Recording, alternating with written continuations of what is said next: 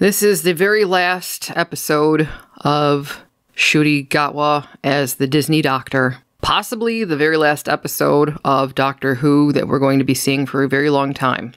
So, as usual, this will be broken into two parts. First will be the recap. Second will be the review. There will be bookmarks so that you can skip to the review if you would like. However, I do think you miss stuff if you don't listen to the recap, but that's your prerogative. So, here we go. Disney Doctor Who, Season 2, Episode 8, The Reality War, by Russell T. Davies. The episode begins with the Disney Doctor falling to his death on the balcony that the Rani blew off the side of the Bone Palace. Unfortunately, a new door is drawn on the balcony door, and the new door opens, and we see Anita from the Time Hotel reaching for the Disney Doctor and proceeding to pull him to safety. In the next scene, the Rani is very upset. She exclaims, "Magic door? He had an actual magic door? The little..." Which is what the audience was thinking of Russell Davies' writing. So the clock behind the Rani hits midnight, and the 23rd starts all over again. In the Time Hotel, the Disney Doctor and Anita get reacquainted. Anita has spent all this time searching for the Disney Doctor, opening all sorts of doors on his past lives, giving the audience a whole basket full of Easter eggs. Anita was clearly disappointed when she opened the door that showed her the Disney Doctor and Rogue dancing together, which was incredibly stupid because I had thought in the previous episode, Joy to the World, where we saw Anita, I could swear she asked him if he had a boyfriend and just assumed she knew he was gay. But apparently not. Anyway, it's established that May the 23rd has repeated over 100 times, and the Rani needs this day to keep repeating, so it gets thinner and thinner until it snaps, and then she can see underneath the skin of reality to find Omega. Meanwhile, the Ranis have located Omega. Mrs. Flood calls him our Lord and Master, but New Rani says, "No one is Lord and Master of me." Which seems kind of odd. Why would she be searching for him if that's actually the case? And at least that actually kind of felt like the original Rani, because I can't imagine that she would see anyone as her Lord and Master. But who am I to call into question the motivation of characters written by the good Russell Davies? Back to the Disney Doctor and Anita. Anita can't open the doors to the palace, so the Disney Doctor and Anita use the closet door of Poppy's room in the Disney Doctor and Belinda's house and enter like some twisted version of Monsters Incorporated. Belinda hears the Disney Doctor upstairs, and he tells her he'll be right down. As he descends the stairs, he takes off his jacket, dropping it on the floor at the bottom. The camera angle shifts, and now the Disney Doctor is wearing a skirt over his pants. And this is just an ugly outfit he's wearing, a long skirt, or kilt if he insists on calling it that, over his pants, which kind of looks like denim, though I don't think that it was. So it looks like he's wearing a pinstriped jean skirt monstrosity with a matching vest, with big gold buttons, and pants underneath. Just plain ugly outfit. Not to mention, where did the skirt come from? So the Disney Doctor walks into the kitchen wearing this outfit, where Belinda is standing there holding Poppy, and she sees the man she believes to be her husband walk through the door in a skirt. What a fantastic way to come out to the person who thinks she's your wife. So the Disney Doctor and Anita take Belinda and Ruby through the door into the Time Hotel, but I have no idea how the Disney Doctor convinced her to do it. Belinda remembers who she is, and Belinda is all excited because Poppy is real. But Belinda is worried about Poppy's safety. So then the Disney Doctor has Anita open a door to Unit.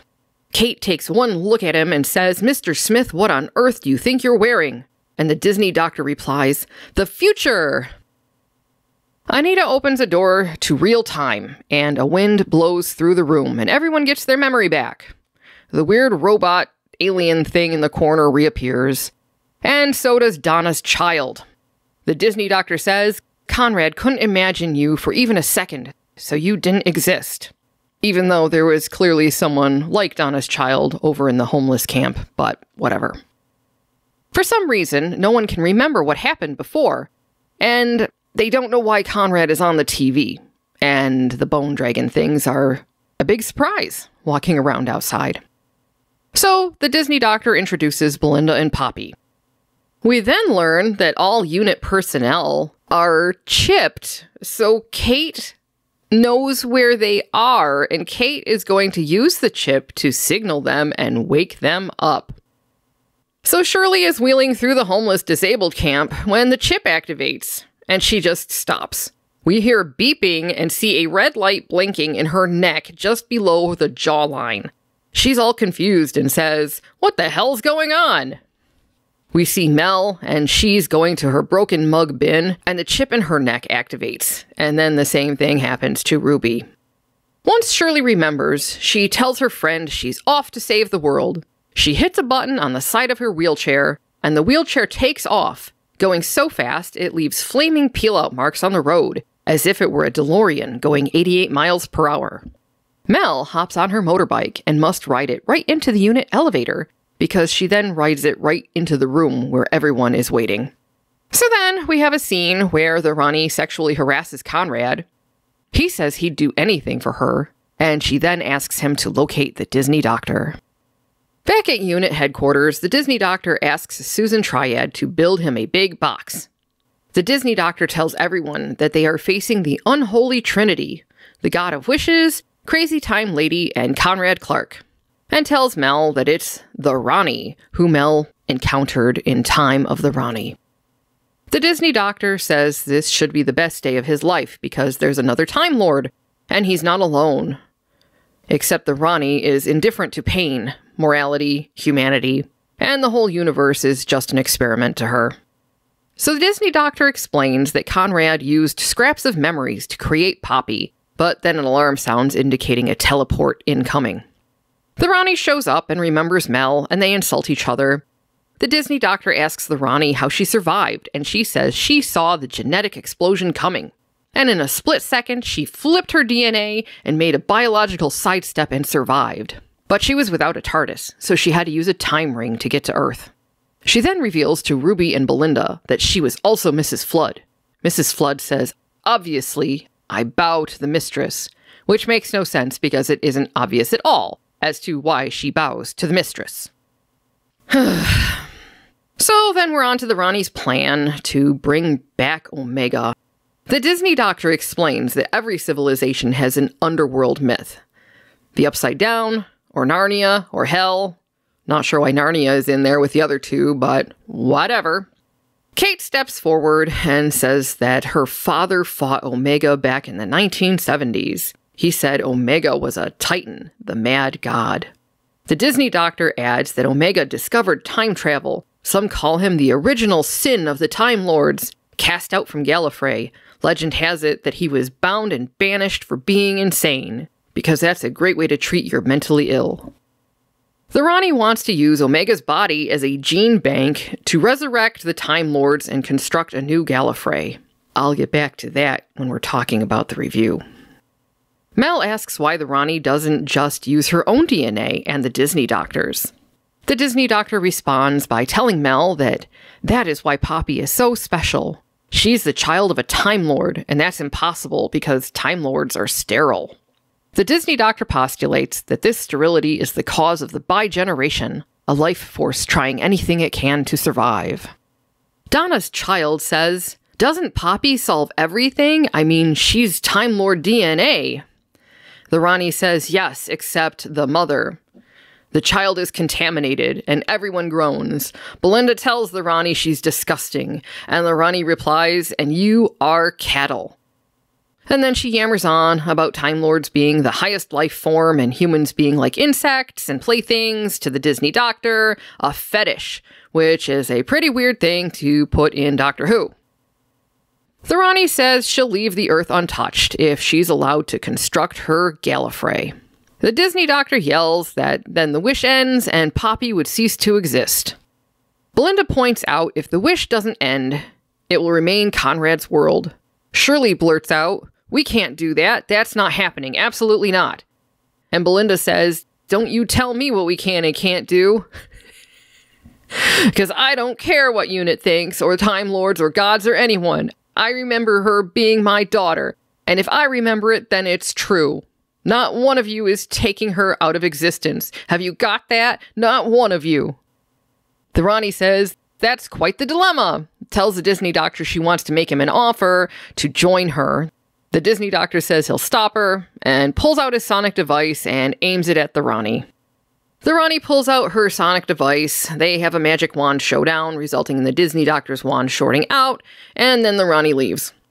Back at the Bone Palace, Mrs. Flood has begun the process of bringing Omega across, and the Rani sicks the bone beasts on Unit. Unit headquarters turns into some sort of weird battle station, with Kate using a ship's wheel like some sort of pirate to turn the whole top of the building, while Shirley is shooting the bone creatures with lasers. Oh my god. Meanwhile, Susan Triad's box is ready. It turns out it's a zero room. The Disney doctor had it built for Poppy in an attempt to have her survive the end of Conrad's wish. Belinda insists on going in the box with Poppy, and they're both locked in the box. While dueling the Rani with his sonic device, the Disney doctor cloned her sonic device and uses the clone to call Rani's Flash Gordon flying sled to himself so he can ride it to the Rani's palace, breaking the seal on the palace and allowing Ruby to teleport to Conrad, where Conrad is waiting with a gun.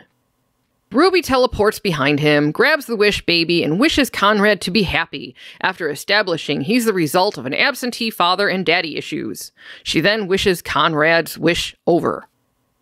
Meanwhile, the Rani lets Omega out of his tomb, where he's become the myth, the Titan, the original sin. And he says he's going to become the god of time, and he's going to snack on Time Lords. And he picks up the Rani, and he tosses her in his mouth, and he eats her. The Rani's time ring somehow rolls toward Mrs. Flood, who picks it up, says, so much for the two Ranis, it's a good night for me, and then she disappears. So the Disney doctor is left to deal with Omega. The Disney doctor backs away from Omega into his Vindicator, which is still attached to the Rani's clock. He takes it down, uses it like a gun, and shoots Omega with the power of 1 billion supernovas, pushing him back into hell. And the tomb door closes behind him. The wish dissolves, and we see that Ruby and the baby are actually in the TARDIS. The Disney doctor figures out that's where the TARDIS is and runs there as the palace is disappearing around him. Once inside the TARDIS, the Disney doctor sets the TARDIS coordinates for the Zero Room, and Ruby asks, can't we wish for Poppy? The Disney doctor says she still might vanish, so he doesn't even try wishing for Poppy, which is stupid because Ruby's wish for Conrad worked.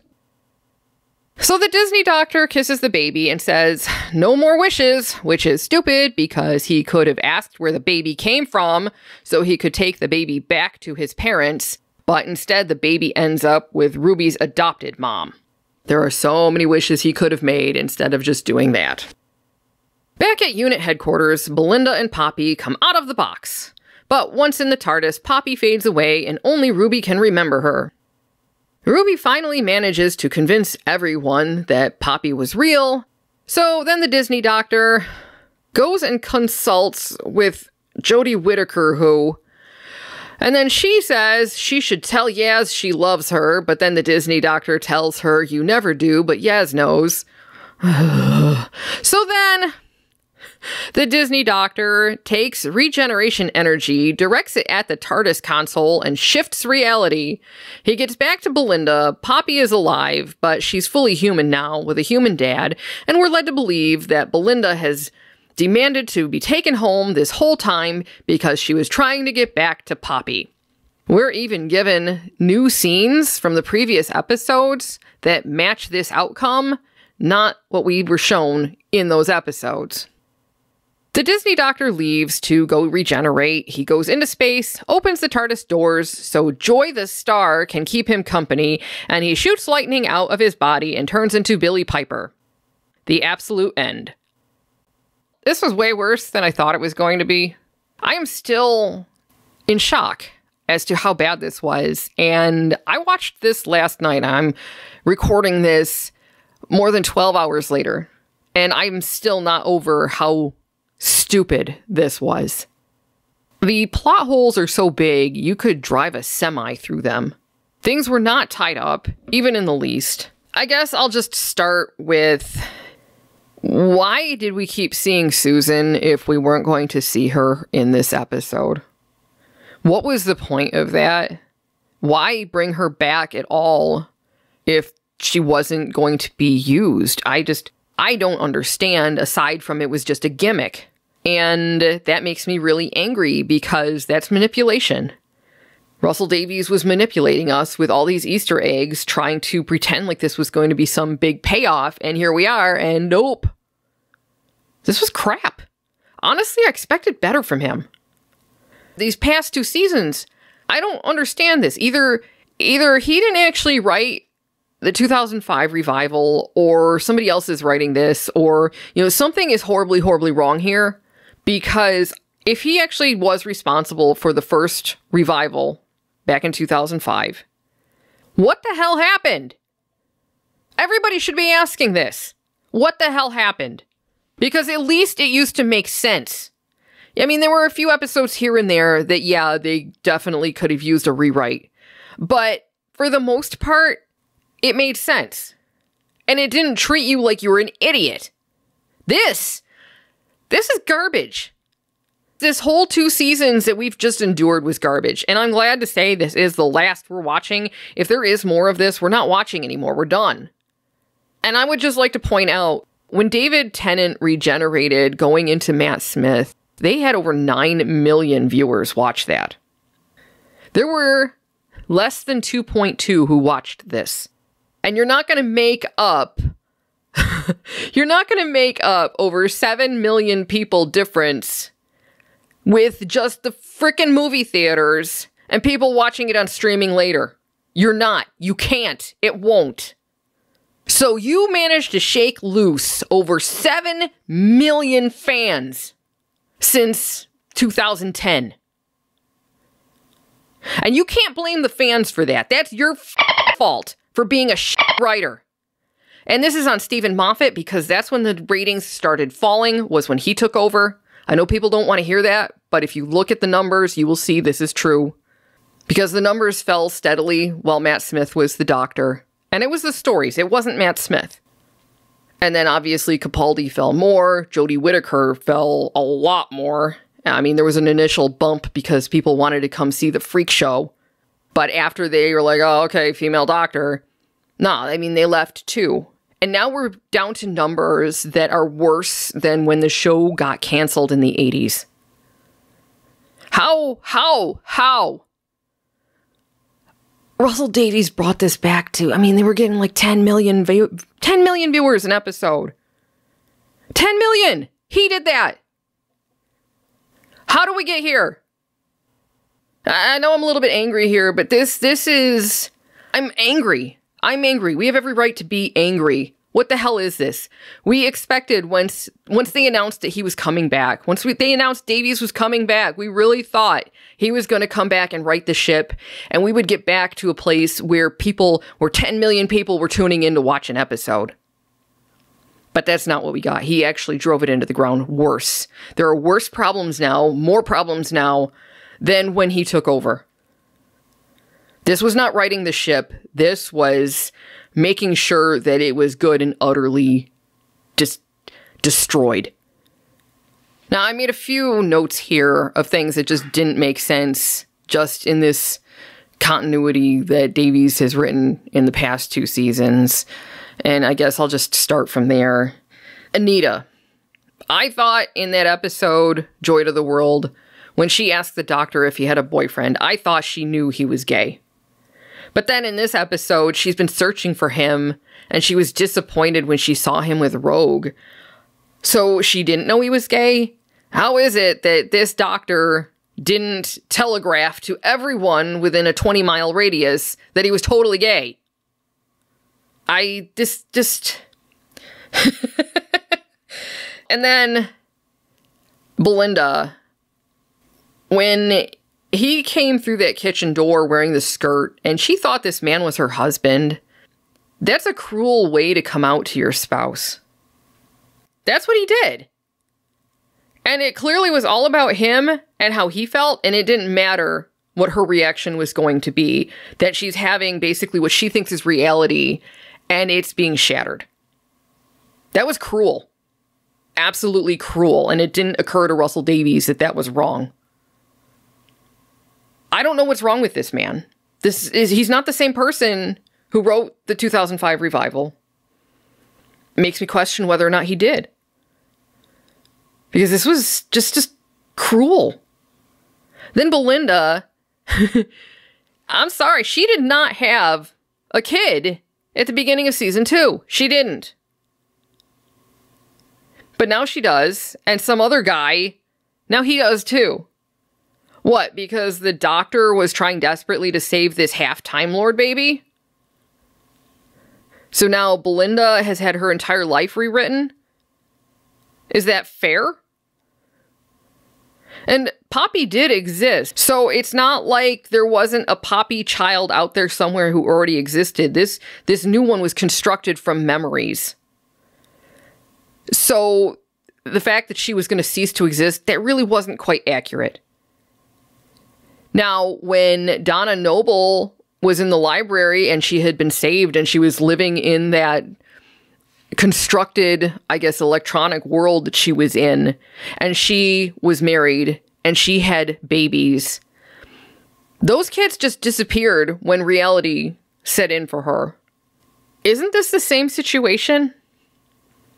Belinda's character completely changed in this episode, actually the past 2 episodes, because I didn't see any indication that she was desperate to be a mother or even wanted to be one at all previously, and now all of a sudden her whole world is Poppy. Is that what Davies thinks happens to women when they have kids?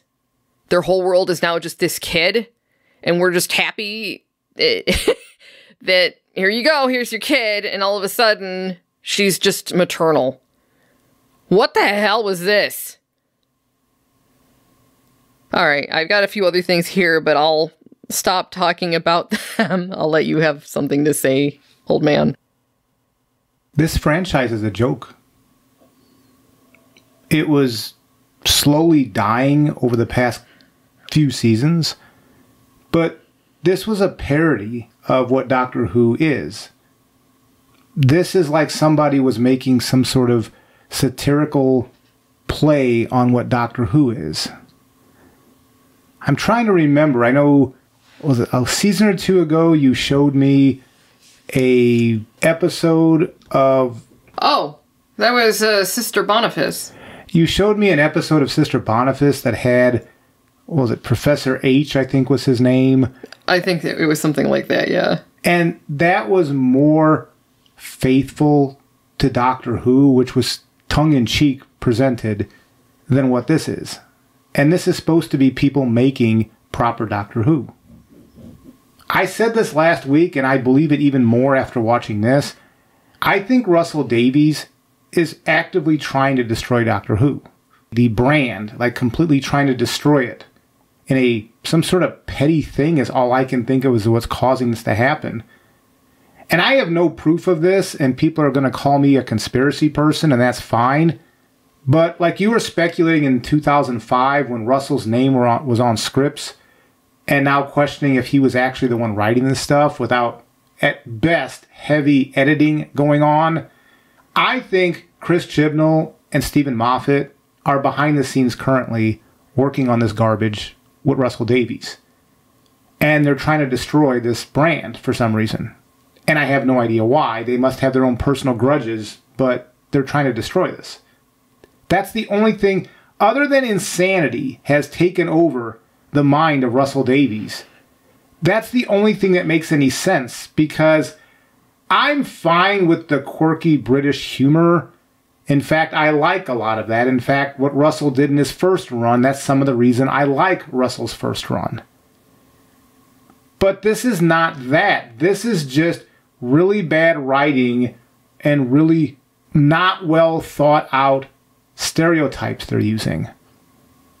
Because you mentioned the Disney doctor coming out to Belinda with his new outfit. The Disney doctor's gay. Gay people don't wear dresses. So, I mean, that's something that I would expect somebody who is making fun of gay people to say, oh, look at the pick your slur of choice for a gay person wearing the little dressy. That's something you would say in a stereotypical way. Because what I think he did in that moment was the Disney doctor tossed off his jacket that he was wearing. And the next thing you know, you see him wearing his vest and then this skirt. I think off screen, in narrative, he took his jacket, went to a sewing machine, and made himself a skirt, and then put it on. And I don't understand what Russell was trying to do here, other than this was supposed to be the moment where the doctor chose his outfit. Because we've been complaining about that all season, that he hasn't really had a look to him. And at the very last episode of his run, he chooses an outfit, and this is his outfit of putting a gay man in a skirt. I don't know. I mean, and then going back to the change of heart with Belinda. When we met Belinda, she was living in a house with, I think, at least 2 other people. There might have been more, but at least 2 people. And she had no inclination that was given to us throughout the entire season that she wanted a child or there was any maternal thing going on there. However, if this character would have been Ruby, I might have been open to the idea, her being a foundling like she was and bouncing around until her foster family took her in. I could see where maybe Ruby would have this, oh, I have a child, a family finally. I want to try to make the most of it, even though it was given to me. But it wasn't Ruby, it was Belinda. And that came out of nowhere. Like, there were no indications at all this season that was going to be a thing. And it was weird, too, because at Unit, they were talking about how they're all the doctor's children because he's saved all of them. And that just comes back to that whole found family thing, which I've never been comfortable with, because you have a family. You've got a biological family, whether you know who they are or not, whether you're in touch with them or not. They're still your family. They're blood, whether you like it or not. Then you have close friends who you consider family, but nothing's ever going to make them your actual family. Family is blood. Or if you're adopted, you're raised by that family. That's your adoptive family. But you can't just go out and make a bunch of friends and say, hey, this is my family. I know a lot of people are going to disagree with me on that, but that's how I feel about that. I have a very, this is family, these are friends. There's a difference. And I feel like the blurring of the lines between the two has taken away the gravity of what family means as far as familial ties and the loss of your actual family or the marginalization of your actual family. And it's typical abuser behavior to try to separate someone from their family, from their support structure. I just can't help but be suspicious when I see people trying to create new families. I have to question why. I just don't trust it. And I don't trust this. A lot of what went on in this episode was just absolutely bonkers.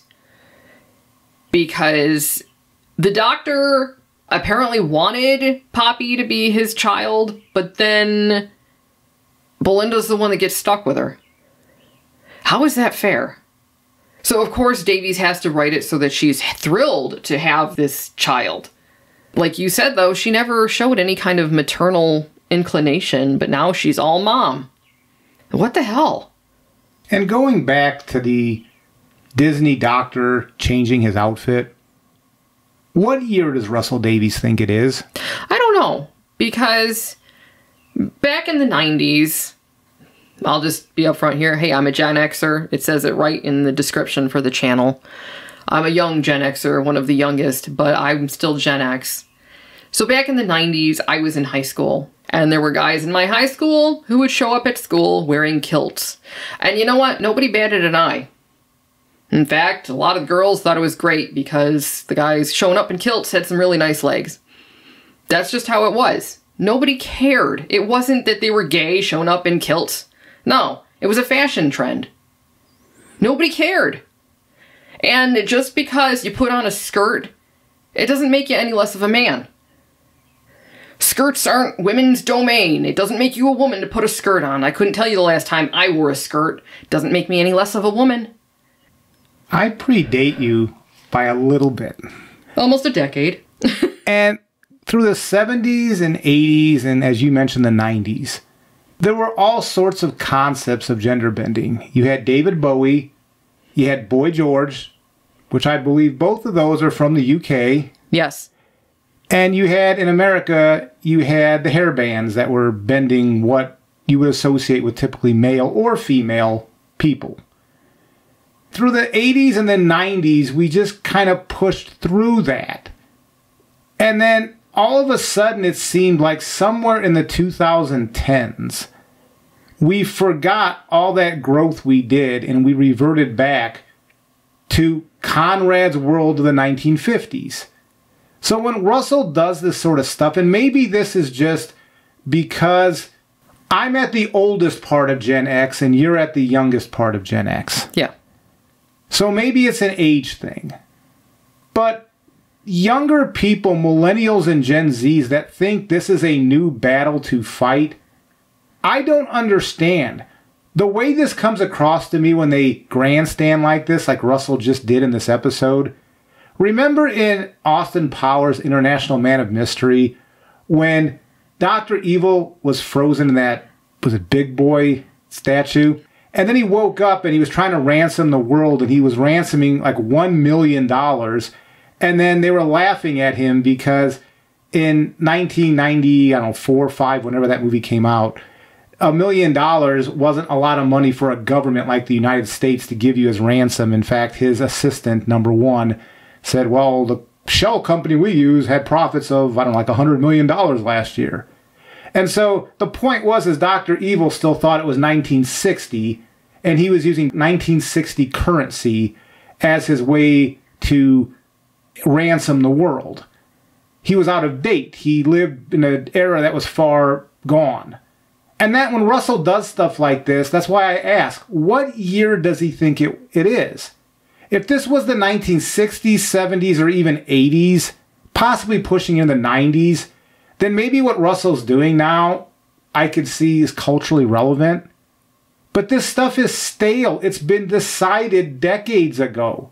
And if young people don't know that, maybe use your phones for more than just social media yelling at people. Maybe look up stuff like this. That's why when this stuff gets presented, I'm not offended. I've already been through this. I'm settled with this. From my point of view, if you want to wear a skirt as a dude, fine. All I ask is, could you let it look cool?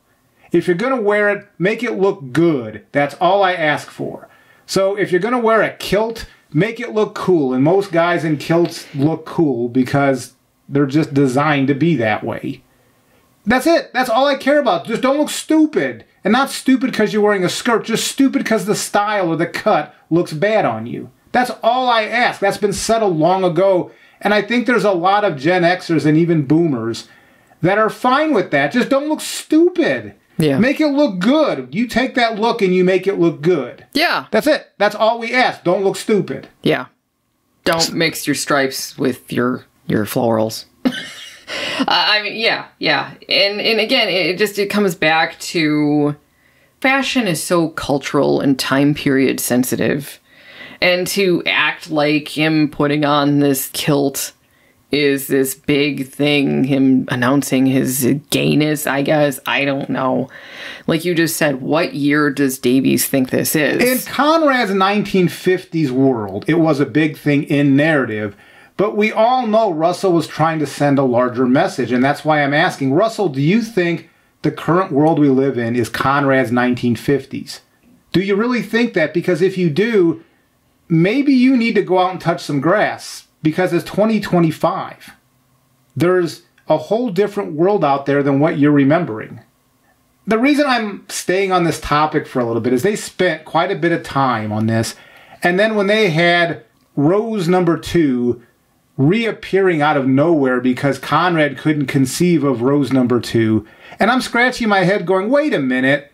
In that disabled camp from last episode, there was like a pride flag in the background, and I believe there was somebody that was wearing different attire than you would expect in that camp. So, based on the narrative set up last episode, at worst, shouldn't Rose number 2 have just been invisible, not uncreated? That doesn't make any sense, except they were trying to push some sort of narrative that I really don't want to get into on this channel. But their own story said that at worst they were invisible, not uncreated. Well, why was the doctor made straight and put into a straight relationship, but Donna's child and that other person were either put into the homeless camp or just uncreated altogether? That makes no sense, because there's 3 characters there who each get a different treatment, so that makes the whole thing completely inconsistent. So, like you just said, I think that a lot of this had to do with messaging and virtue signaling, and continuity be damned. And the way they portray women, and this goes back to Stephen Moffat, by the way. So again, I know this ruffles the feathers of some people who listen to this, but Stephen Moffat, before Capaldi, was still doing really weird stuff.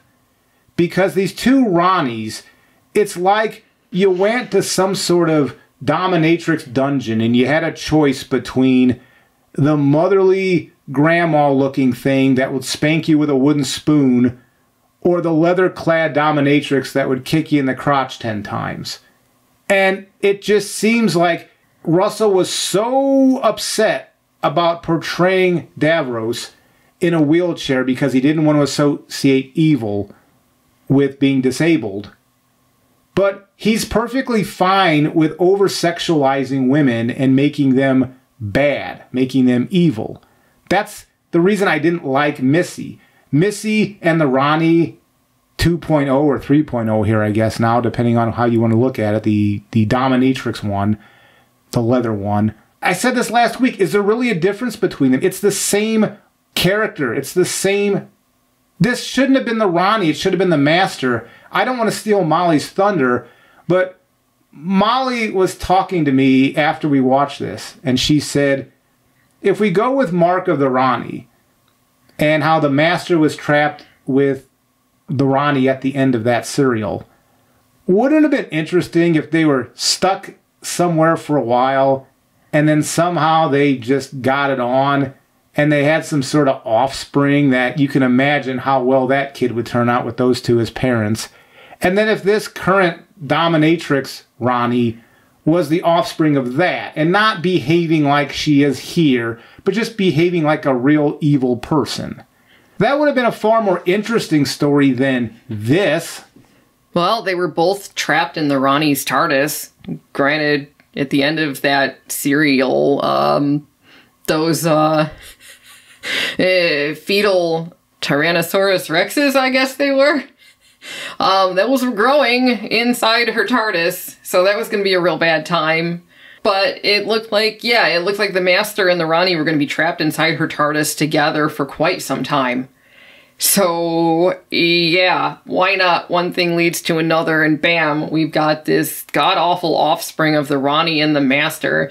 And the Master, do you think he's going to stick around to raise that kid? Hell no. This guy, he always hightails it out of there as soon as things start to go wrong. So he would have just left the Ronnie with the kid. And you can just imagine how that kid would have turned out. Especially in Russell Davies' world where absentee fathers get you Conrad. This kid would have been awful. You know what? Yeah, why not have leather dominatrix Ronnie be the offspring instead? Mrs. Flood can still be the Ronnie. And maybe that would be motivation as to why Leatherclad wanted Omega back. Maybe there was some sort of weird twisted thing in her head about, again, family, wanting more Time Lords, wanting Gallifrey back, a home planet she'd never seen. That would make a lot more sense than this, because to me, the Ronnie, I don't even understand, was she on Gallifrey when this stupid genetic explosion happened?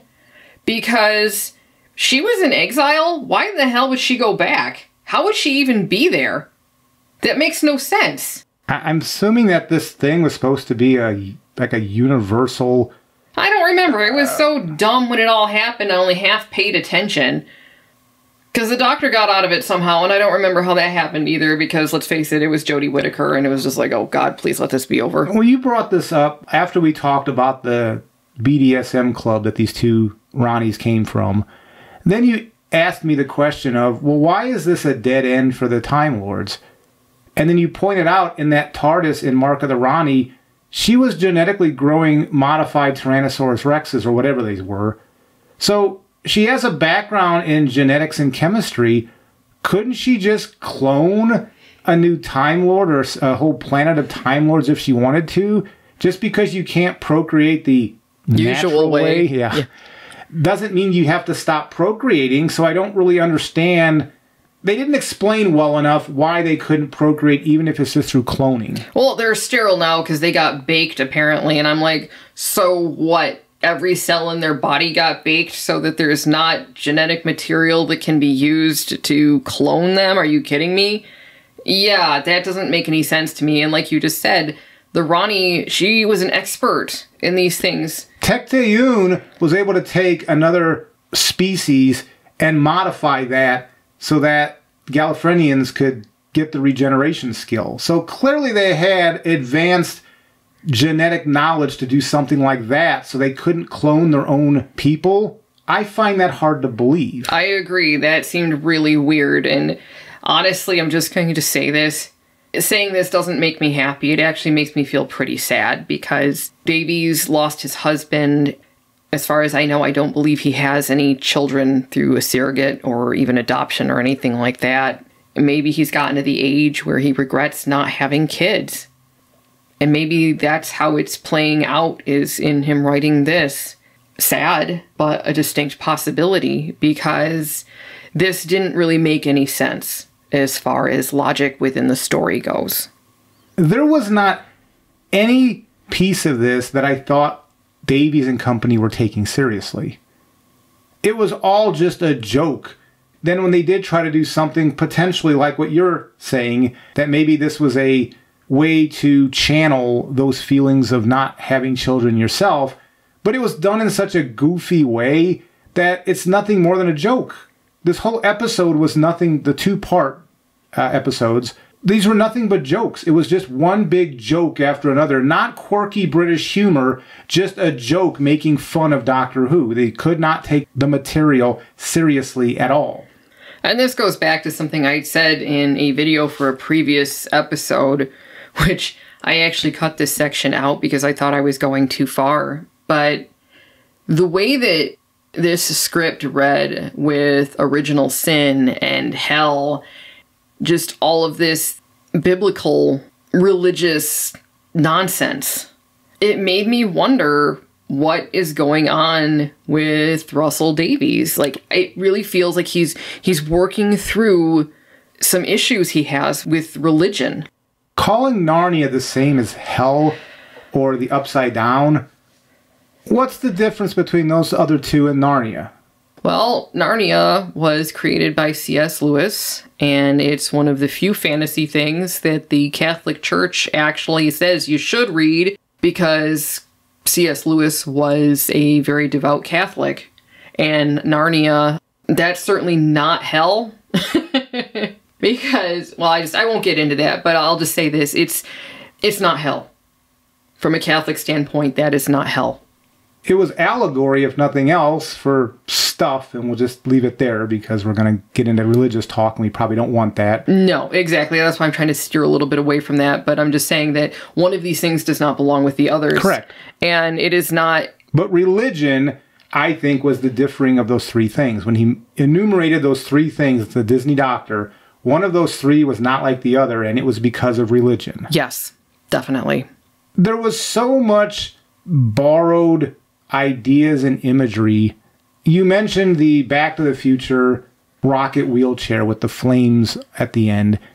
When those bone creatures were attacking unit headquarters, I was looking at Molly and I said, just imagine it's snowy out there. Does this look familiar to anything you've seen before? It looked like Hoth. It looked like Hoth, and this was the Empire Strikes Back. The beginning of the Empire Strikes Back, when they were the Empire was assaulting that rebel base on that ice planet. Yeah. That's the first thing I thought of is, oh, these were Imperial walkers. That's what they look like to me. And when they were defending the unit headquarters, it just looked like Hoth, the rebellion defending themselves against the Imperial walkers. And then, of course, the Disney Doctor flying around on that Flash Gordon rocket cycle. Obviously, I'm calling it Flash Gordon because that to me seemed like it was from Flash Gordon. I think the only thing that was actually a funny reference here was when Mrs. Flood Ronnie, after the leather Ronnie was eaten up by, we'll call it Omega for lack of a better term, and then she Mrs. Flood picked up that time ring. She made some sort of comment about, I'm trying to remember what it was. So much for the two Ronnies. Yeah, and then she just buggered out. It's a good night for me. And then somebody pointed out, because we didn't watch the series, but somebody said that's a line from the series The Two Ronnies. Now, we didn't know that. Even without that being a line from that, just her picking it up and basically saying, the heck with this, I'm out of here. That was funny. However, that also reminded me of something that the Master would do, not the Ronnie, but that's just me. I do not understand how this franchise can continue, because when Russell was announced as taking over after Chibnall, we even made a video about this, about what our hopes and expectations were going to be. The two big things were somehow Russell has to figure out how to undo the Timeless Child, which could have been done by ignoring it at that point. And then to undo the Flux, so that whole universe ending 3/4, 1/2, whatever. At that point, I was okay with if Russell just ignored it and just built lore on top of that without talking about it. I'd be fine with that. But where we are now, not only did he reinforce those two things, he exponentially created so many problems. The franchise is so much worse off than before he took over. And that's the sad point of this. That's what we all have to realize. Where was the franchise before Russell took over? It wasn't in great shape, but just remember where it was. Look at where it's at now. Is it better or worse than when he took over? Oh, it is so much worse. And that's where we are now. And now we've got this Billie Piper regeneration face, because some people are speculating in the credits, because it just said "and introducing Billie Piper," but didn't say "as the Doctor," which it has done previously in the credits when they've done a regeneration, that this is some sort of temporary ploy. The thing is, I don't care. I liked Billie Piper as Rose, and if she was coming back as Rose, I might think about watching. But I will not, even under new management, I will not watch Billie Piper as the Doctor. I just won't do it. And I like her as Rose. I had enough problem when Romana regenerated into Lala Ward, when Lala Ward had already been on the show. I mean, actually quite a long serial. Yeah, one of the Keys of Time. Yeah, I didn't like that. If you're unfamiliar, Lala Ward, she was dating Tom Baker. They got married. It didn't last long. But that's that's why she wound up on there. This just reminded me of that. Yeah, you could say, oh, well, the Doctor chose to regenerate into the image of Rose for some reason. But it feels icky. It really feels icky. I didn't like it when they did that kind of thing before. Obviously, it was Romana, not the Doctor.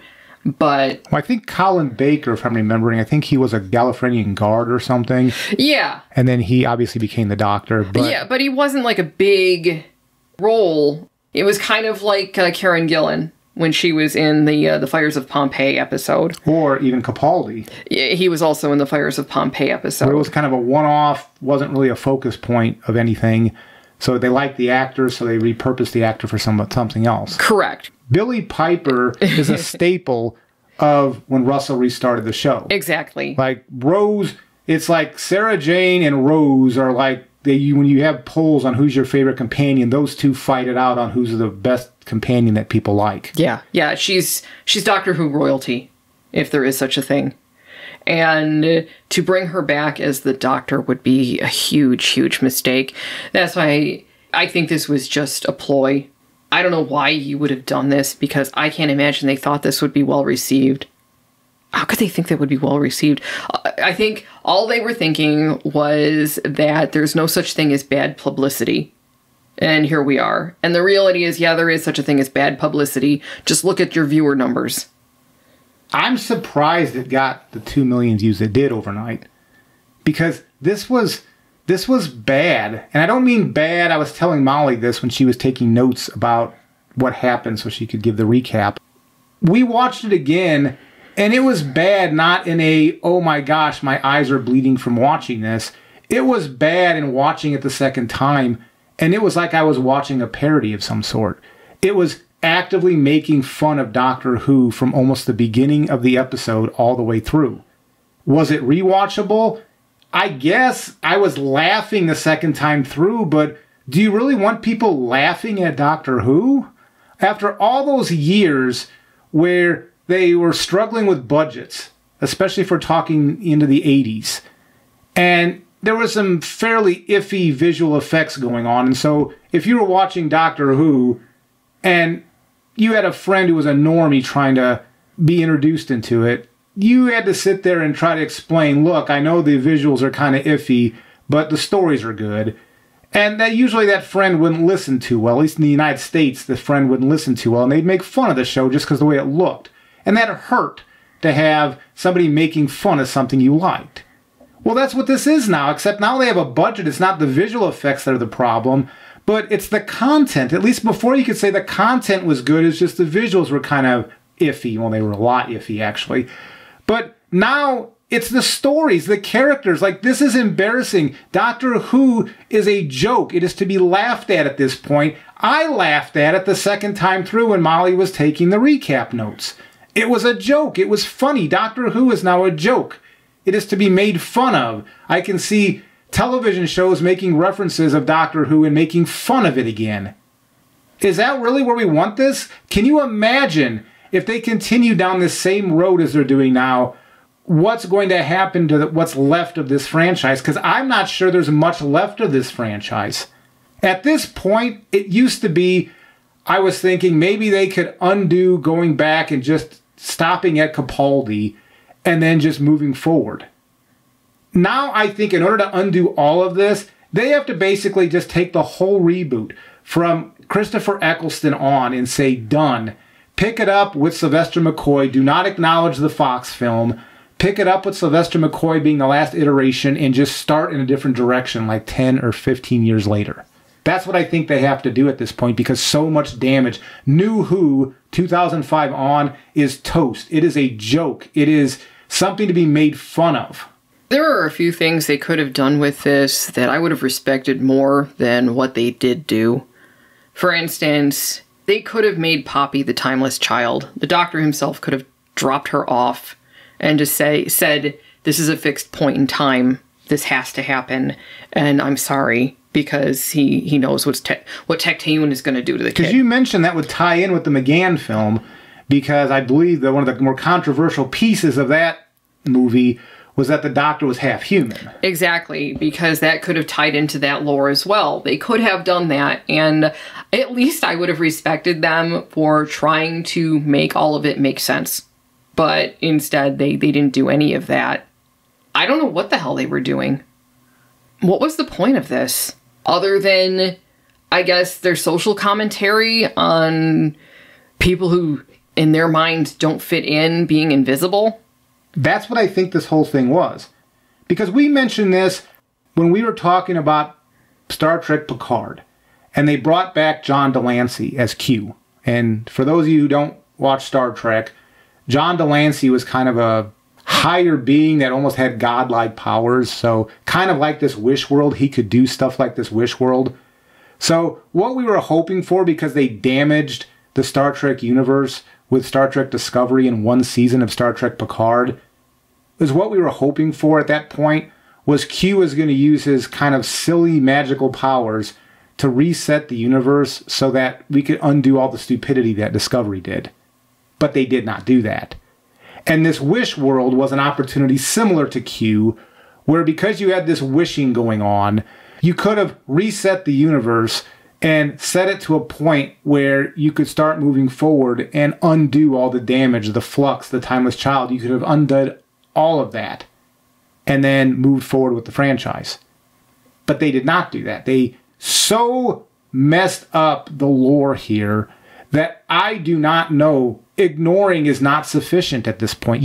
When Russell came in, I said you probably could ignore the flux and the timeless child and you might be able to get away with just slowly turning around that corner and fixing the franchise.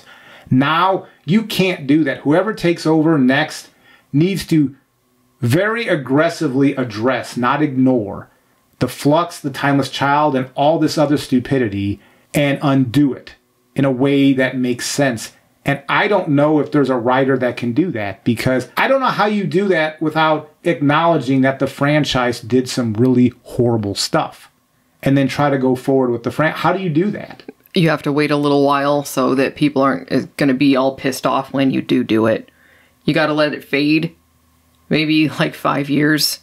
See if the climate has changed. And then try something like that. But you're not going to be able to do it immediately. Because this is damaged goods. Doctor Who is a damaged franchise right now. And honestly, after watching this episode, I think it's worse off than Star Wars and Star Trek. I think Doctor Who, because Doctor Who is a single character. It's the title of the show. That they so messed up the lore of the Doctor that I think of the 3 big franchises here in science fiction that we just mentioned here, I think Doctor Who is by far in the worst case, and I don't know if you can resuscitate it. It has time travel built into it, so maybe because of that, you can try to do some really goofy stuff to try to just undo all this stuff, but it's going to be a heavy lift. And I feel so bad for you UK viewers because, as I've mentioned, I'm based here in the United States. And I've watched Doctor Who, I've watched the classic serials, I've watched New Who, but it wasn't ingrained in me culturally just because I grew up here, not in the UK. And I can only imagine how much this has to hurt you in the UK, because this was like somebody punched you in the gut, not just once, but like 20 times. And then just let you lay on the ground and just walked away laughing at you. You have my condolences. I am personally not happy with what they did, but I can't even try to imagine how this must work for you. I imagine growing up, all the novels and the audio stories. Yeah, the audio stories. Whatever you invested in this franchise. And then this is what it turns into, a joke. It's like you're back when you're a teenager again being made fun of because you watched Doctor Who. That's what's happening, except it's the showrunner that's making fun of you. The bully that's making fun of you is the showrunner. That's gotta hurt. When I'm saying this, it's not like I'm trying to rub your face in it. I have sympathy for you because I can only imagine how horrible that is.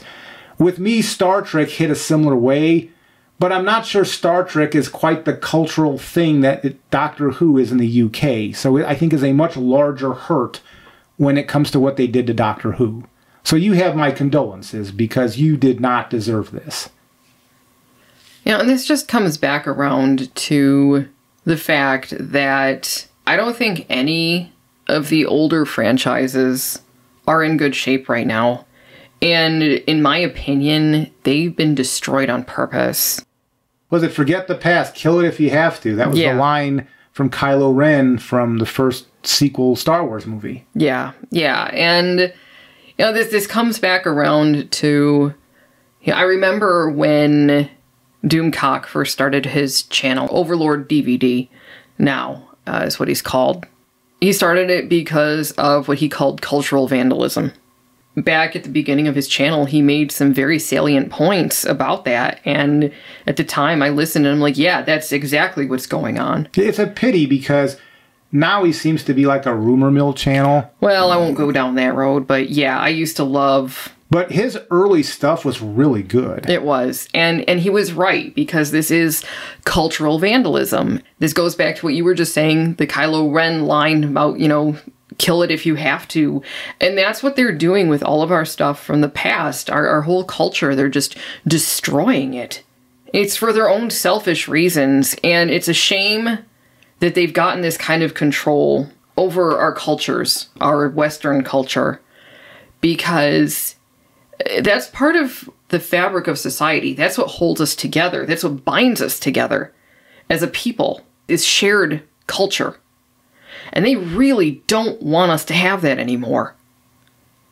And they don't give you a replacement that is any good. Because the thing that gets me, this applies to Star Trek as well, but I'm going to, since we're talking Doctor Who, I'm going to stick with Doctor Who. One of the things Russell did in 2005 that I thought is one of the reasons why the franchise was resuscitated was that in addition to bringing in older stuff to kind of revisit, he expanded the universe with new things. So the universe felt like it was expanding again. It wasn't so small. It wasn't, well, geez, how many more times are the Daleks going to attack or the Cybermen? He brought them back eventually, and then it turned into that a bit. But whether you like them or not, like he introduced the Slovene, he introduced other concepts that broadened the universe out. And I think that caught the attention of not only young viewers, but even returning viewers from the 80s who watched Doctor Who, said, oh my gosh, this is new stuff. I want to watch this new stuff. A new alien, a new planet, the Ood, when they brought the Ood into it. Yeah, because you think about like the face of Bo. And here's another ancient being who's seen so much and very mysterious, because you have no idea how old this creature actually is, the knowledge that he possesses. And it was intimated in one of the episodes later on that it could actually be Captain Jack, who is the face of Bo, which would be plausible considering what Rose did to him when she looked into the time vortex, and she basically made him immortal. So that was a very interesting character, and there was mystery to that character. But lately, there is no mystery. They're not expanding anything. They're actually taking everything that's old and taking the mystery out of it. Why? I don't understand. At this point, it's best if this series just stops. Because right now, Russell and his people have no idea other than recycling stuff from the past. It feels like a very stagnant universe. The same is true for Star Trek and Star Wars, by the way. They don't have to be stagnant. There's all sorts of things you could introduce and explore in these universes, but they don't. The people running this do not have the imagination to do this because a lot of them don't even know the franchise. Alex Kurtzman, I question how much knowledge of Star Trek he even has. But I think all they do is watch old episodes and they strip mine ideas from old episodes. They twist them in a way that doesn't make any sense, and they jam them in there and say, look, we implemented Easter egg X and Y. Look, we did this. We introduced this race that was in episode 5 of whatever.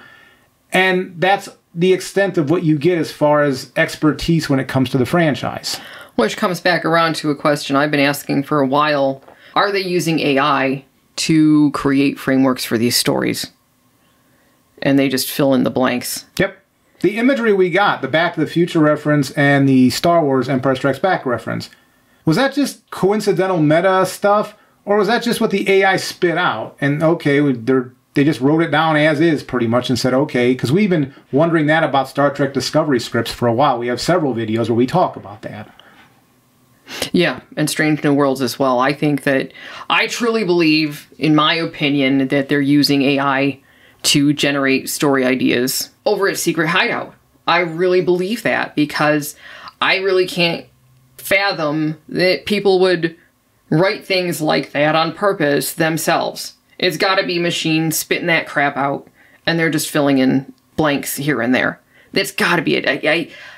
From what I have seen from AI-written stories, that's what they feel like to me. And it wouldn't surprise me. I got that same feeling from this, too. Yep, it was just rehashed stuff. Yeah. Nothing was introduced here that I cared about. And the stuff that they did have in here that was kind of original, you mentioned this a little bit, but let's take it to its logical conclusion. So at the end here, the doctor used the wish baby to wish for no more wishes, which I think is silly. That's like getting Aladdin's magic lamp for 3 wishes and using one of your wishes to get more wishes. But it's the inverse of that, but whatever. But after he did that, did he not realize he messed up? Not only should the baby have gone back to his original parents, but the mom was turned into flowers and the dad was turned into an owl and the siblings were turned into ducks. The doctor got rid of any ability to undo that and then yanked that baby away from the parents and then gave the baby to Ruby's adopted mom. Yeah. Yeah. As some sort of foster kid with no real paperwork, but he made some, I guess, using a sonic screwdriver, which was ridiculous. But yeah, well, this comes back to my question, to Russell Davies. Does biological family not mean much to you? Or maybe it does, and you're struggling with that because this story was all over the place. Because you could argue mom might be dead being flowers. You can't fix that. But if you can turn into an owl, you can go the other way in the wish world. Well, yeah, even in the wish world, I think you probably could have said, I wish to undo all the wishes. And that would have undone everything that the Ronnie did. In fact, that whole Conrad thing never would have happened. It would have been a reset on all of that. I would assume that would put the baby back to where it started, but maybe not. Then, you know what? Wish the baby home. Wish to know where the baby's parents are. Take the baby home, and then bind the child's powers. But what he did, he gave zero thought to that baby or to the baby's family. So that little boy, he was just stolen. And the doctor didn't seem to really care where he came from. No, we'll just never know where he came from. And I mentioned this last week, and I'm going to mention it again. That baby was treated like an object. It was a magic lamp. Yeah, it was. That's pretty disgusting. Yes, it is. And when Leather Ronnie, was harassing Conrad sexually, and right before that, she said something like, I wish the wish baby was older. It's like, well, it's a wish baby. Can't she use a wish to wish the wish baby older? Yeah, because she didn't say, I wish the baby was older. She said, if only, or something like that. Okay. Because I was sitting there like, well, why don't you wish the child older, you twit? You got a wish baby right there. What are you waiting for? So this was just really, really bad writing. And then the thing that Ruby wished for Conrad was for him to be happy. And she brought up this line, which turns out to be a throwaway line, but we thought maybe it was going somewhere, by saying, oh, you never talk about your dad, why is that? With the implication being that Conrad and his dad had a falling out or something happened, so he didn't have his dad in his life. So when they actually were showing Conrad happy, what I thought they were going to show was that him and his dad had a close relationship, and that's why he was happy. Nah, he's happy because he's got a simple life of washing dishes or something. They never talked about that dad line. Was a throwaway line just to get a dig in on Conrad. Yeah, I was going to say it wasn't really a throwaway line. That was their excuse for why Conrad was the way he was, because he had daddy issues, and apparently mommy wasn't very good either. So he grew up to be a monster. It's all their fault that he's like that. And I was right there with you, expecting, well, is Conrad going to have a happy family now? No, he's just happy being a cook and a bottle washer in a pub. That's what they wanted. I mean, oh my God. It's like, even when they wanted to make this character happy and redeemed, they couldn't help themselves. They had to denigrate him still. Yeah, basically what they did is they defanged him. Yeah. It's not that Ruby made him happy. She just defanged him. He was neutered. So he wouldn't be a problem anymore. Yeah. And because that's all that they were concerned about when they were researching him after all this was over at UNIT. They just wanted to make sure he wasn't going to be a problem anymore. And then going to Omega. What the hell was that? It was Sutek without the skin on. He was this... I mean, I was thinking The Mummy from, like, 1999, whenever that movie... I think it came out in 99.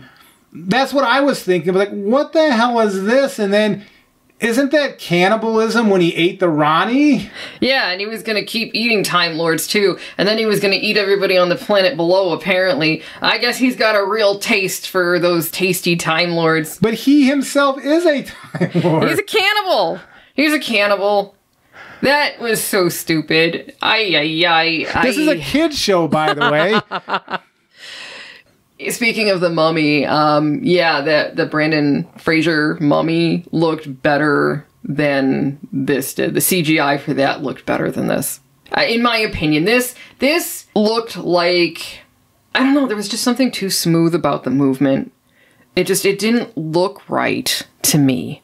I mean, maybe if we had a better TV with like 120 hertz, I mean, maybe, I don't know. Yeah, maybe. But it's just something about it just didn't look right to me. Maybe, I mean, I wear glasses now. Maybe it's just I don't see as well as I used to. I don't know. But this just didn't look good to me. It just didn't. And I gotta ask this. I realize I'm going down and trying to take what they're telling me and treat it seriously because they don't want to treat it seriously, but I'm going to treat it seriously. So, a single supernova is a gigantic energy-creating thing. 100 supernovas would be a really, really big thing.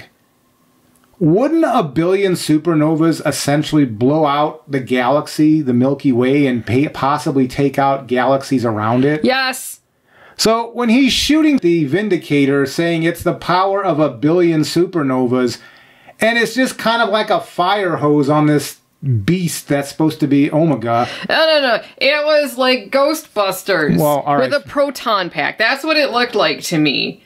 And you must have had it on a low setting because, you know. A billion supernovas. Again, somebody who maybe gets into astronomy a little bit, but like when a single supernova goes off in the sky anywhere around us, we can see that in the sky pretty easily. So, a billion supernovas, wouldn't that take out the entire galaxy? A billion with a B. Just realizing how big a billion is. You could argue what a million supernovas would be. Now I'm talking a billion supernovas, which is what they said the Vindicator's energy was doing. I don't understand that. It just seems, it reminded me of when J.J. Abrams brought Star Wars back. Remember the Death Star that could take out a single planet? Well, J.J. Abrams thought that wasn't cool enough, so he created this Star Killer base that destroyed entire star systems because why not? Apparently the Death Star wasn't intimidating enough. That's why I keep saying these guys, these writers, they keep going too far. It's too big. It's like talking to a child. You know how kids are with their exaggeration. They don't know where to stop, and it takes on ridiculous proportions. This is ridiculous proportions. That's where we are now. Everything is absolutely ridiculous to the point where it's so unbelievable that any kind of suspension of disbelief is impossible. That's how stupid this all is. And it was. Speaking of stupidity, so my understanding, and again, maybe because I didn't like the episode, maybe I did not understand how things work. But I thought in Joy to the World that Time Hotel was a futuristic place where you could go to in the future and you could spend, I don't know, a weekend or whatever visiting a different time. So these portals, these doors were connected to a certain time where you would stay there kind of like a themed room like at Disney World. So if that's the case, why would you ever create one of those rooms that would be on the balcony of a bone palace?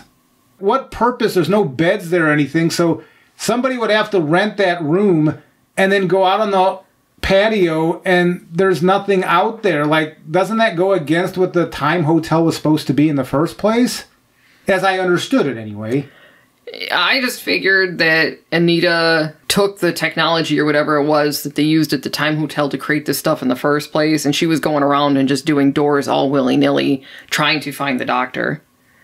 Probably an abuse of her power, and probably should have gotten her fired. Because even when she was looking up previous iterations of the Doctor, because you mentioned how once she found the Doctor dancing with Rogue, which, let me stop there. So, going back to the Doctor getting rid of wishes and didn't get that baby back to his parents and didn't get the parents reconstituted and the siblings back to human form. He just left Rogue. He had a wish power. Remember, this was supposedly a big love story. He left this love of his into this thing he called hell. He didn't wish Rogue out of hell. And I don't think I'm exaggerating when I say that. Like, he could have just said, because Rogue was introduced last week, Rogue contacted him on a Zoom call and said, "Doctor, the tables aren't supposed to do that." So the doctor, the Disney doctor, knew that Rogue was trapped down there, and he just didn't wish, I wish for Rogue to not be trapped in the underworld, or whatever the heck that place was called. And it would have made more sense if he had shifted reality to get Rogue out of that parallel, whatever the hell it was, than to make Poppy real. Like, that's like, clapping your hands to bring Tinkerbell back to life kind of stuff. That just seems so stupid.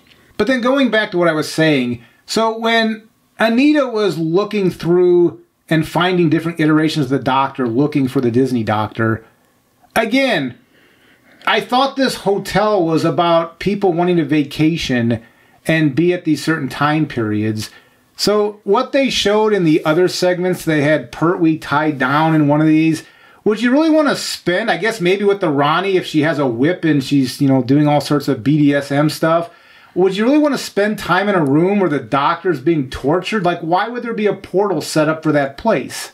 Like I said, I think she was going around willy-nilly, making doors and portals where she wasn't supposed to be. So she should be fired from the Time Hotel. Exactly. And then I realize this is asking a question that we can't answer, but I'm going to try to ask it. What was the purpose of Poppy other than to be this thing Belinda needed that she didn't know she needed to complete her life? Because I don't understand. Poppy, I believe, was the character in that Storyteller in Africa when they were in at that barbershop. I thought in the streetway we saw a child, and I believe that was supposed to be Poppy. Yeah, Belinda saw Poppy. She, in the credits, she was listed as Poppy. And the Doctor mentioned some throwaway line in this episode about echoes of Poppy since they... Of memories, yeah. But the only real Poppy was Captain Poppy from the Space Babies. Yes. I don't understand any of that. I don't understand it. He gave some throwaway thing about echoes, but why would that echo have appeared in Africa? I don't understand. That doesn't make any sense. It would have made more sense for that to be the Timeless Child. Yes. In fact, I didn't want that to happen, but if you were going to triple down on the Timeless Child, this would have been the way to do it. Yep. And like Molly mentioned, it would have tied into McGann's Fox movie. Yep. With the mudblood background of the Doctor. And at least it would have tried to tie some cohesion to what they were doing. But they didn't do any of that. Because I don't understand what Poppy was, nor do I understand... They went out of their way to explain that Ruby really wasn't special. She was born of a normal mother and she was a normal person. But she was the only one that wasn't affected by this resetting of reality. So she's clearly special. So now she's special again? Well, I think she was only special because she went through that thing with the 73 yards. Where she lived in alternate reality and then had it reset. And somehow that permanently... did something Makes to her? Makes it so she can see through false realities, apparently. Kind of like when the Master, used his mind voodoo on Jo one too many times and it stopped working on her. She became immune. And she didn't like that either. Oh, no, yeah. Talk about better times, man. Yeah. But anyways, back to Ruby. I think that's why she can now see through... different realities because of the fact that she'd been through one already. It would have been nice if they would have actually explained that. I know they mentioned 73 yards last week briefly. She said something's not right here. They kind of referenced that a little bit in this one, that's why she could see through to the other reality. Well, also, Ruby had stopped existing in, I guess it was the Goblin episode, that Christmas episode, that Ruby had stopped existing at some point. So she is special. Yes. But the series went out of their way at the end of last season to say she was just a normal person from a normal family. she clearly is special, even if it was that 73 yards that made her special. So apparently an ancient magic made her special. Yeah. So Doctor Who now is basing permanent characteristics on characters based around magic. Yeah, because that was the next thing I was going to say, because I believe that was Welsh magic that caused Ruby to live that alternate timeline. So, yeah, because of magic. Which comes back around to the magic door at the very beginning and the Ronnie being all upset about the Doctor and his magic door. Yeah, I agree. I'm right there with her. No more magic. I don't want magic in my science fiction. I want my science fiction to be science. At least try to make it plausible. But no magic. No magic spells. No magic wands. No magic.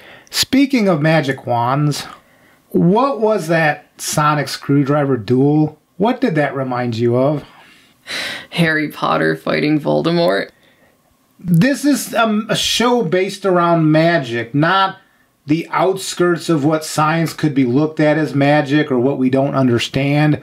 This is just complete wizardy stuff. It's not even pretending to be science fiction anymore. Which comes back around, is AI writing these stories? I mean, at least the outlines, and including popular things like Harry Potter in the database that it's using. Because why else? I mean, I know that Davies had said before he took back over here that he was going to lean heavy into the fantasy end of things.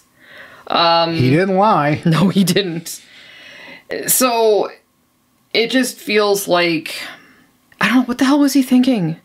Like, this was science fiction. Yeah, there was some fantasy in there. You expect that because science fiction, unless you're writing hard science fiction, mundane science fiction, there's going to be some potential, how did you make that happen kind of stuff, where you're going to just have to rely on faith and suspension of disbelief that they would somehow figure out a way to do that in the future. Usually anti-gravity in science fiction is one thing, or faster than light speed. Yeah, exactly. But you know what? There would be a way that maybe someday in the future, who knows, we might have that stuff. Technology might be able to accomplish that. But you're not going to be sitting there with an incantation magic spell and making that happen in science. I would have thought Davies, of all people, should know that you don't want to go too far with the fantasy in science fiction. A little bit is necessary, but the amount that he put in, I mean, it was actual magic. The one thing I think I caught as an Easter egg, because again, classic series I haven't watched in a while, but I think that Zero Room that the Disney Doctor had built, I think that was the same type of room that when Peter Davison regenerated and was having problems finishing his regeneration, I believe he went to the Zero Room inside the TARDIS to like take a break from reality so that he could finish recovering. I think, if I'm remembering, that's the same type of room. Yeah, I think Nyssa and Tegan put him in there. So yeah, I'm fairly certain that was the same type of room. So that would have been nice to have done more than just have that kind of as a throwaway. Maybe, I don't know, that Zero Room seems like that'd be an interesting concept, that you're kind of outside of reality itself. Why not build a bigger one and put everybody in there in unit so they can strategize? Well, why not? Once he got Poppy into the TARDIS, why wasn't he making a run for the Zero Room in his own TARDIS? Yep, just in case there's some problems going on, let's... Yeah, but instead they put her in a playpen right there by the console, and then she just disappears. But I guess they needed that so that he could do his thing, go talk to Jodie Whittaker, tell her that, oh, you never do tell Yaz you love her, but she knows. I'm guessing that was a callback to when the Tennant's Doctor and Rose were being separated, and Rose said, I love you, and then Tennant's Doctor didn't finish that response. I'm guessing that's what this was in response to. Oh, you never do. I'm thinking that's what that... Oh, I'm sure it is, because that was a Davies written thing, too. And so...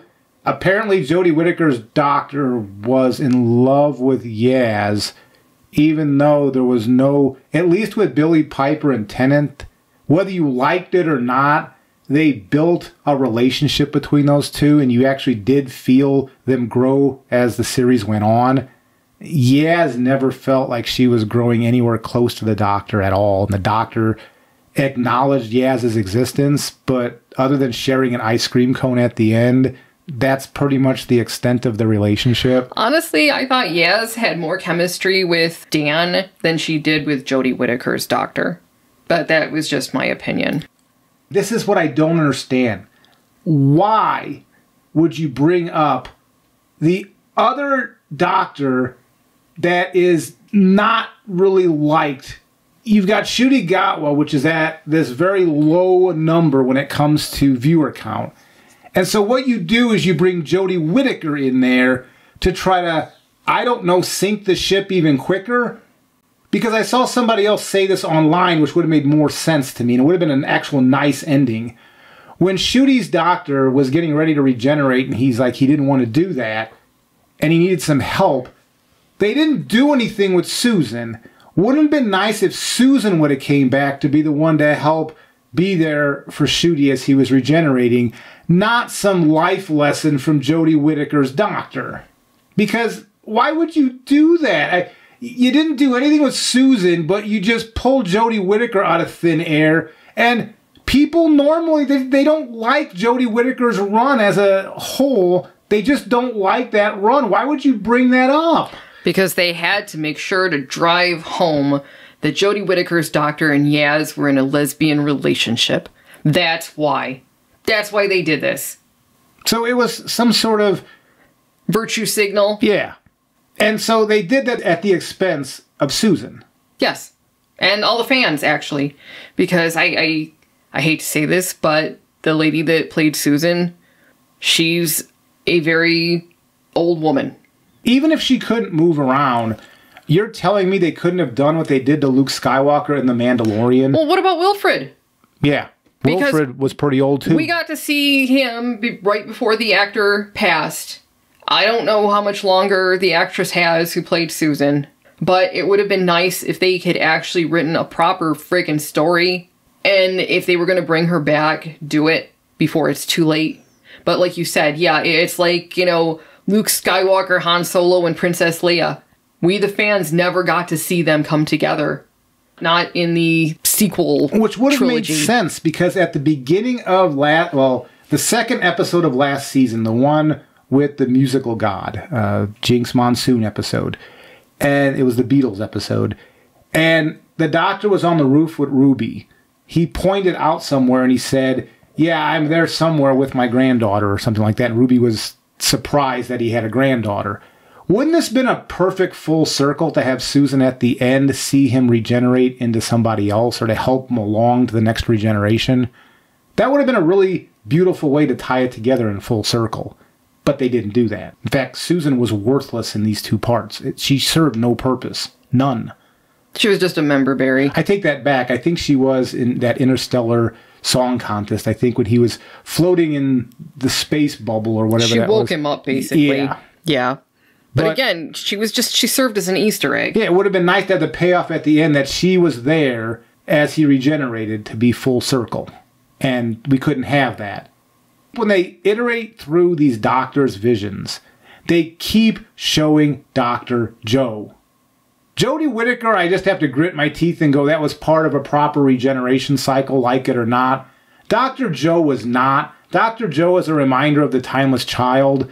And even though Dr. Joe is a character I probably could go along with, if she would have been Jodie Whittaker's doctor, not Jodie Whittaker, I think I would have enjoyed that run much better. Well, the lady seems like a much better actress. She has presence to her. Yes, yes. But you keep inserting this unknown doctor that nobody knows about in there, and you say, oh, well, it's kind of fell between this and that. No, no.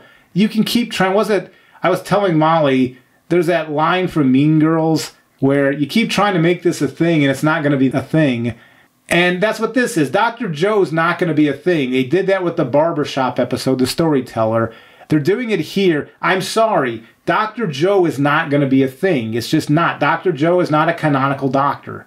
Just not. Sorry. I wish she would have gotten the job over Jodie Whittaker, but that's too bad. That's how much I think that actress would have done a better job than Jodie Whittaker, but Jodie Whittaker got the job. We're stuck with Jodie, but Dr. Joe is not a canonical doctor. She's just not. You can put her in as many flashbacks as you want. She's not a canonical doctor. Just sitting here I can't believe how much I actually dislike this show now, compared to how excited the 2005 to 10 run, how excited I was every week to watch that new episode. I couldn't wait. Every week I was just dying to see the next episode. And now I'm glad it's over. It was clever. It was a clever show that took you away for an hour-ish, and you had interesting characters, and you visited different places. It was a nice escape. Mm-hmm. Yeah. And now, it's like the writers hate us. I think they hate this franchise. They have trashed this franchise with zero regard to basically the feelings of any of the fans. The house that you grew up in when you were younger, when it was sold and you revisited it, the people that bought the house, they like trashed the house. They stuck different doors and stuff on. It wasn't the same house. Your family built that house, so it meant more to you. And then to see somebody vandalize the house that you guys built together really hurt. Yeah. And that's what this feels like, is that they're just vandalizing a house that was built by generations of writers and fans, and they vandalize the crap out of it. Yeah, yeah. Davies and Moffat and Chibnall, they were terrible caretakers. Davies is the one that hurts most of all, though, because he's the one that revived it. And like I said, he took it to the point where they were getting close to 10 million views an episode. And now, look what he's reduced it to. This is the worst it's ever been, ratings-wise. And he did that. I don't understand why he would come in and destroy the very thing that he brought back to life. I don't think he's done. If he gets another season and he's allowed to go with Billie Piper, somebody was suggesting this, and I think they're right, that they're going to make Billie Piper the Doctor and have regenerated Tennant be her companion. So they're going to flip the roles around to finally strip away the Tennant Doctor from ever having any authority whatsoever. And that's bad fan fiction.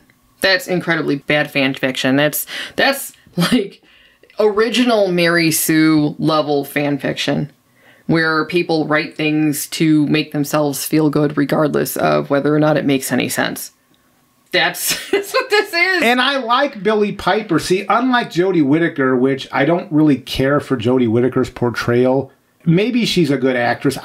When I saw her in Broadchurch, she didn't seem like she was all that great. She could cry a lot. That was all her acting was to me. So I don't know. Maybe she's this great actress that in some other role she would be great. But when she was playing the Doctor, it was like balled up fists on a piano. Her voice, just the way she was dressed, just everything about that character just rubbed me the wrong way. The look on her face. Yeah, the look on her face, like she had a stuffed up nose all the time and she had to open her mouth to breathe. Oh, that she smelled something really bad. Yeah, like she farted and smelled it. I don't understand why you would try to take Billie Piper and make her potentially the next Doctor. Other than to humiliate David Tennant's Doctor. They got one last thing they have to do, because David Tennant is one of the most popular Doctors in the modern era. At least he used to be before the 60th anniversary. And so it almost seems like they have to do one last thing. Luckily, Eccleston is smart enough, because I actually like Christopher Eccleston. He's my favorite Doctor of the modern era. Pertwee's my favorite classic Doctor, and Eccleston's my favorite rebooted Doctor, if you want to call it that, New Who Doctor. But he's smart enough to stay away from this, because he knows that if he got involved, I know he's done some Big Finish stuff, but he knows if he got involved with this video production that they would completely wreck his character. But David Tennant doesn't seem to care. You pay him enough money, he'll do whatever you want him to do. Well, he's deep in that whole woke movement. And like you said, he'll do whatever they tell him to do. So I think that's what this next step is it's going to be like another 60th anniversary. They're going to have Billie Piper be this Doctor for a few episodes. And then she's going to drag David Tennant's Doctor through the mud. Because remember, he's still out there. He's in Donna's backyard barbecuing. And so that's what I think is going to happen if the Rose Doctor is allowed to continue. They got to trash one last thing. For some reason, Russell wants to destroy his complete legacy. It's like somebody who wants to completely burn their mansion down, like their family mansion that's been in the family for like generations. For some reason, he goes all Looney Tunes and just wants to burn the mansion right to the ground so there's nothing left, so that no other future generations can have it. That's what it seems like Russell's doing. And David Tennant's doctor is the last standing piece of that. Eccleston's there too, but Eccleston's smart enough to say, no, no, no, no, no. I'll do audio dramas, but you're not involved with the audio dramas, but I'm not doing actual video stuff with you. That's what it feels like to me. If you guys know more about this, please put it in the comments below as far as what's happening with him in Big Finish. But I don't believe they're doing a number on his doctor in the Big Finish audio dramas. But let me know. Maybe they are. They're just doing it to a lesser extent. But Russell, I think, wants one last shot at the Tennant doctor to completely strip away the last remnant of what would be remembered of that restarted Doctor Who for some reason. I have nothing to offer here except my condolences to you who were born and raised on Doctor Who in the UK, because this has got to be one of the darkest times in your life outside of a family member getting sick. And I feel for you with as much sympathy as I can muster, because this was bad for me and I didn't have that history. I can only imagine what it was like for you. So all I can say is you're going to have to make a decision on what you want to do here. I know for me, when they ruined the Star Trek Picard character, I tried to watch TNG again, Star Trek. It's hard.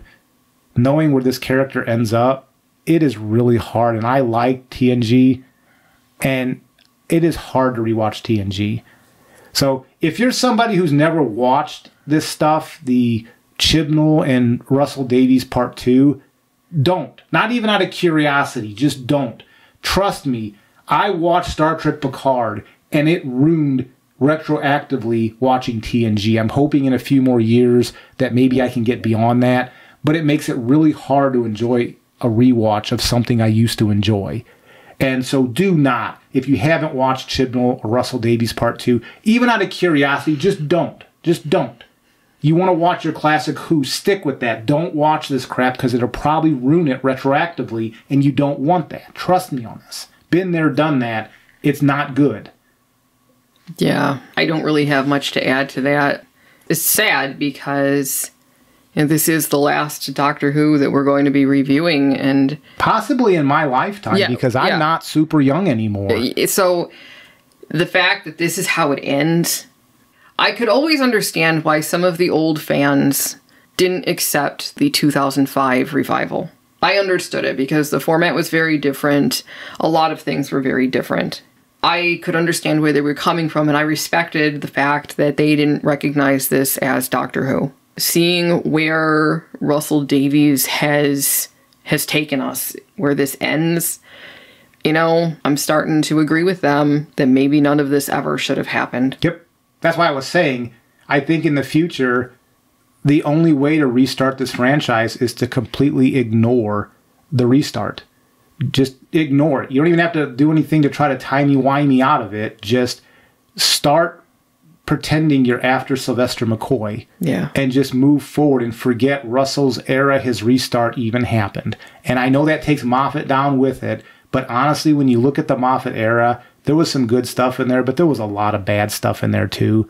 It's just best to just write this off and to start over again with Sylvester McCoy and treat this as some sort of alternate universe take on Doctor Who. And then Doctor Who might have a future again. You're picking up where the series left off with McCoy, and you can take it in a different direction and not have to worry about all this timeless child stuff and everything else that happened here. That's my recommendation. For what it's worth, is to just, whoever picks this up in the future, just completely write off this Russell Davies, Stephen Moffat, Chris Chibnall era. Just write it off and just pick it up and move forward. Maybe that's 20 years from now. But you know what? I think you'd have a good basis. Russell started it the first time picking it up where Sylvester McCoy left off, right? Why can't somebody else do the same thing? Right off that Sylvester McCoy jumping off point. Russell did it. Somebody else can do it too. And I'm also going to say, I will not ever watch anything else these men do. No more. No. After what they've done here, I'm not even going to start watching anything else that they do. Because it's clear that they don't respect the franchise that they're working on, if they're taking over something that's established. Again, continuity, things just plain making sense. Clearly that doesn't matter, because for them, I guess, the messaging, the virtue signaling matters more than story, matters more than logic, it matters more than respect for the past. And I'm not even going to get involved in that. I see what these guys are about now. And yeah, people who do things that I find, I'm just going to say this, morally reprehensible, because what they've done in trashing this franchise, they took something that was older than me and they didn't care what they did with it. They wanted to do what they wanted to do, and it didn't matter what anybody else thought or felt. They had zero respect for what came before. And that narcissistic attitude, I want nothing to do with anything else they write ever again. Look at the actors. Like, I'm not sure I ever want to watch anything else David Tennant's in. I don't. And Billie Piper needs to be extremely careful, because she's treading dangerous ground by trying to re-establish herself in Doctor Who other than being Rose. She's dangerously going close to the David Tennant where I may not want to watch anything Billie Piper's in ever again. She hasn't gone there yet, but it's close depending on what happens. Because, like, Matt Smith and Peter Capaldi, I wouldn't mind watching them in something else, because they haven't come back and assisted in this demolition of this franchise. They did their run, they knew this was garbage, and they stepped away from it and said, I'm done with it. Christopher Eccleston famously, what was it, last year, he called it out very clearly that Russell was one of the 3 people that need to be sacked before he would think about coming back. He knows what this is about. So, Christopher Eccleston, so far anyway, he's on my thumbs up list. Good for you, man. I know that cost you a bit, probably reputation-wise, but he called this out.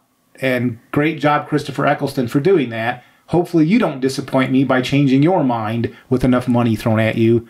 And good job, Matt Smith and Peter Capaldi, from staying away from this stuff.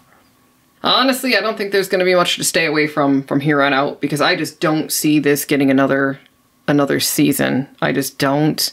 And if they do, you know, I don't think it's Davies who's going to be making it. Disney is out. Well, they got that unit thing coming up here with the Sea Devils. Yeah. And we saw the preview for that. And honestly, the preview looked better than what we just watched. It did. But this was so bad that maybe I'm being too kind to the trailer. Maybe I should rewatch that trailer to make sure that it actually does look better. Just about anything would look better than this did.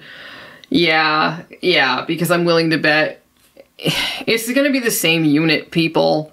So I can't imagine how much better it's actually going to be. I will watch it, obviously, for the channel, but if it's I'm not expecting anything. If it's a film, because I'm not watching a TV series. No. Like I might watch the one. If it's a series, I'll watch the pilot episode, but that's it. Because I'm done with Doctor Who. I'm done.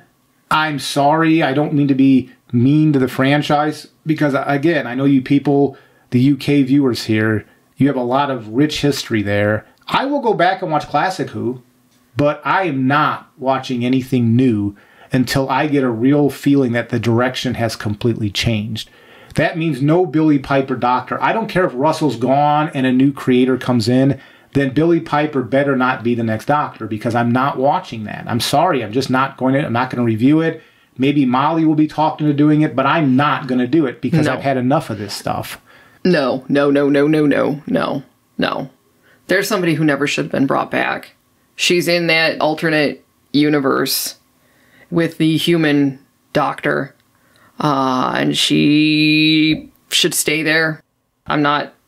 No, she's not the Doctor, and if they pull a Lala Ward on her, no, I'm not doing this. Well, plus the effect that she had when they showed her changing from Shooty to her, and like she like looked around and it was like some comedic thing, and I forget what she said, but I was thinking of the Jack Nicholson from The Shining, like, here's Johnny. That's what it seemed like. I forget what she said, but it was something like that. That's what I saw with the Jack Nicholson Shining. I'm like, oh my God. Yeah, that was really bad. She looks right at you through the screen of the TV, very fourth wall breaking, and I'm just like, oh, they just can't help themselves, can they? They just can't.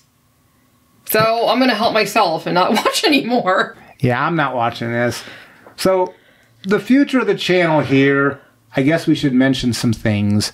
So unfortunately, we are committed to doing in July, Star Trek Strange New Worlds is starting back up. And I think it's going to be the last season, kind of like what we're watching here with Doctor Who. So we're committed to doing that. So in July, we will pick that up when it starts. I think that's mid-July is when it's starting. July 17th. Okay. But in between there, then and now, we're going to be doing reviews of older stuff that we liked. And we did start up again. We talked a bit about a new original scripted project that we're working on. And we did start that up again. We don't have anything to talk about right now. But maybe by time we get to Strange New Worlds, we'll have something we can announce on the channel. So that's about all I can say right now, because Molly and I are still writing scripts and looking to make sure we can handle the visuals that we're going to need to present on screen. Yes, because it is animated. It's the same project that we were working on a year ago that had to go on hiatus because the old man got sick. And fortunately, the old man is doing well enough now that he thinks he can start working on that with me again. So we're starting to move forward again. And hopefully, like he said, we'll have something to show fairly soon. So stick with the channel if you can. I realize with Doctor Who going away, those of you that joined because of Doctor Who might not see a purpose, but we do other stuff on this channel you might be interested in. If you're a science fiction fan, because the series is going to be, the original series is going to be a science fiction series. My recommendation, obviously not biased at all, is to stick around because I think there might be stuff on this channel that would give you reason to stick around. Yeah. Yeah. So with that being said, you know, I never thought I'd be saying this, but I'm glad it's over. Yeah, I am glad I don't have to watch any more new Russell Davies Doctor Who. Yeah. Because even if he gets another season, I'm not watching it. This is the last Davies Doctor Who I'm watching. It's a sad day, but also a happy day. No more Stephen Moffat. If they do something stupid and say, well, let's bring Stephen Moffat back. Chibnall, Moffat, Davies. I'm not watching any new Doctor Who from them. And Molly said, I'm not watching anything if they move on to anything else. I'm not watching anything that they're behind. Nothing. I'm done with those three. Yeah. This is behind us now. And hopefully we can all start to heal and move forward. So that's the end of that. Until we have something else to say. Take care.